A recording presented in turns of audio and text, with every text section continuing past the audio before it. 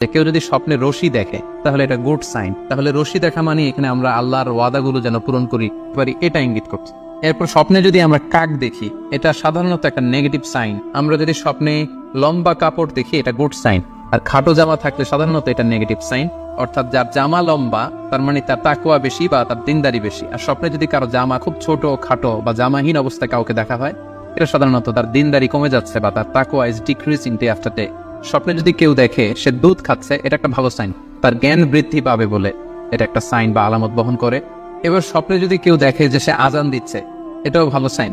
স্বপ্নে আজান দেয়া এটা সাইন হচ্ছে সে হয়তো অচিরে হজ করতে যাবে। এবার স্বপ্নে যদি কেউ গর্ত দেখে যে সে গর্ত খুঁড়ছে বা তার জন্য কেউ গর্ত খুঁড়ছে, এটা ষড়যন্ত্রের সাথে সম্পৃক্ত। এবার স্বপ্নে যদি কেউ নৌকা দেখে জাহাজে আরোহণ করছে বা নৌকায় আরোহণ করছে, এটা তার জন্য একটা ভালো সাইন, সে কোনো বিপদ থেকে মুক্তি পাবে বলে ধারণা করা যেতে পারে।